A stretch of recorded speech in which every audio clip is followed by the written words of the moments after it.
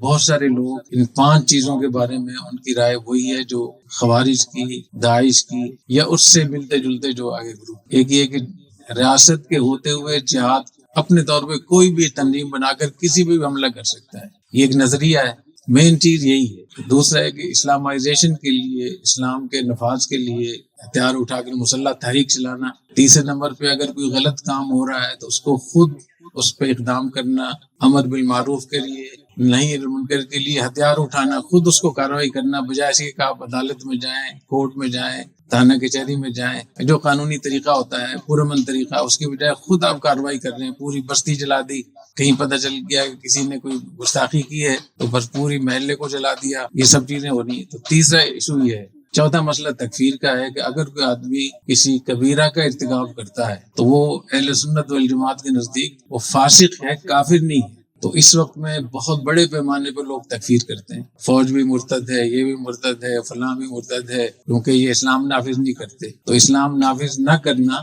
یہ عملی خرابی ہے۔ جیسے کوئی آدمی کہے کہ آدمی نماز نہیں پڑھتا تو وہ کافر ہے، نماز نہ پڑھنے سے کافر نہیں ہوتا، فاسق ہوتا ہے۔ تو یہ اس حکومت کو آپ فاسق کہہ دیں، یہ صحیح ہے کہ وہ کام نہیں کر رہی جو ان پر، لیکن تکفیر کر کے پھر ہتھیار اٹھانا تو یہ غلط۔ 5 چیزیں، خلافت کہ سب مسلمانوں کا ایک ہی خلیفہ ہونا چاہیے، اور جب تک ایک خلیفہ نہ ہو تو ان سرحدوں کے اعتبار نہیں۔ تو یہ 5واں ایک فساد لوگوں نے شروع کر رکھا ہے۔ تو اس وقت میں تو 5 یہ مجموعہ ہے 5 چیزوں کا جس پہ ہم بات کر رہے ہیں۔ اس پہ علماء کرام سے پوچھ لیں، لکھوا لیں ان سے کہ اہل سنت والجماعت کا کیا عقیدہ ہے، کیا تکفیر آپ ایسے کر سکتے ہیں؟ کیا اگر خلیفہ دستیاب نہ ہو تو مسلمانوں کی جو ریاستیں ہیں، ان کی فوجیں ہیں، ان کا نظم و ضبط ہے، ان کے شناختی کارڈ ہے، پاسپورٹ ہے، اور جو ان کی کاروبار ہے، لین دین ہے، ایکسپورٹ امپورٹ ہے، معاہدے ہیں، کیا یہ معتبر نہیں؟ اسی طریقے سے جہاد کے حوالے سے تو یہ 5 چیزیں ایسی ہیں جو بنیادی طور پہ جامع مسجد نے ان کو اٹھایا ہے۔ تو اس کی جو مخالفت کرتے ہیں وہ داعش مخالفت کرتی ہے اس کی، اور یہ خوارج کرتے ہیں، یا جو باغی ہیں بیلے وغیرہ کے لوگ مخالفت کرتے ہیں۔ باقی لوگ کھل کر مخالفت نہیں کرتے، در پردہ مخالفت کرتے ہیں، یا تو ان کو نظریاتی وابستگی ہے ان سے، وہ ان کو کہتے ہیں یہ صحیح ہے لیکن بول نہیں سکتے، ویسے ان کو سپورٹ کرتے ہیں۔ تو حافظ ابن حجر رحم اللہ تعالیٰ نے، اور علامہ سخاوی رحم اللہ تعالیٰ نے، اور حافظ ابو داود رحم اللہ تعالیٰ نے ان کا نام لکھا ہے قادیہ۔ وہ لوگ القادیہ تو اخبث من الخوارج، کہ جو بیٹھے ہیں، لڑائی نہیں کر رہے لیکن لڑنے والوں کو سپورٹ کرتے ہیں، ان کی حوصلہ افزائی کرتے ہیں۔ تو فرمایا کہ یہ خوارج سے بھی زیادہ خبیث، زیادہ خطرناک۔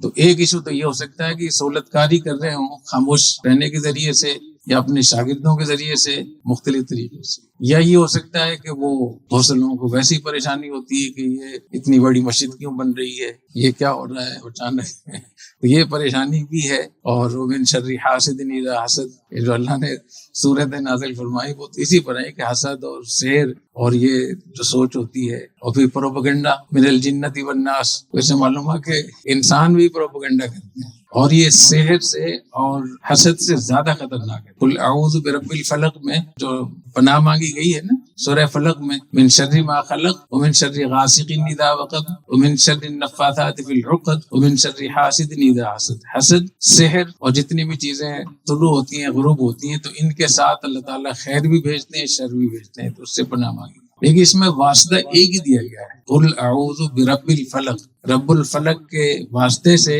میں پناہ مانگتا ہوں۔ اور جہاں پروپیگنڈے کی بات آئی ہے وہاں 3 واسطے ہیں، قل اعوذ برب الناس، ملک الناس، الہ الناس۔ اس سے معلوم ہے کہ یہ اور سب سے زیادہ صحیح وہ کیا ہے، من شر الوسواس الخناس، بہت زیادہ پروپیگنڈا کرنے والا، بہت زیادہ ذہنوں میں تشویش ڈالنے والا، الخناس، بزدل بھی ہے۔ یہ بھی اس میں بتایا کہ پروپیگنڈے کا شور شرابہ تو بہت ہوتا ہے، لیکن جب مہر نمایاں ہوا سب چھپ گئے تارے، تو مجھ کو بھری بزم میں تنہا نظر آیا۔ جب سورج نکلتا ہے تو ساری ظلمتیں، تو خناس میں یہ بتایا اللہ تعالیٰ نے کہ پروپیگنڈا زوردار تو بہت ہوتا ہے لیکن یہ بزدل بھی ہوتا ہے، پیچھے ہٹ جاتا ہے۔ جیسے ہی آپ تھوڑی سی ہمت کریں گے، الذی یوسوس فی صدور الناس من الجنۃ والناس، جو لوگوں کے سینوں میں وسوسے ڈالتا ہے، ان کے ذہنوں کو پریشان کرتا ہے، اور یہ جنات میں سے بھی ہو سکتے ہیں اور انسانوں میں سے، شیاطین الانس والجن۔ تو اس لیے یہ بھی وجہ ہو سکتی ہے کہ لوگ مخالفت کر رہے ہیں، اور یہ ہمیشہ رہا ہے۔ اگر کسی کا کوئی مخالف نہ ہو، امام محمد رحمہ اللہ تعالیٰ کا غالباً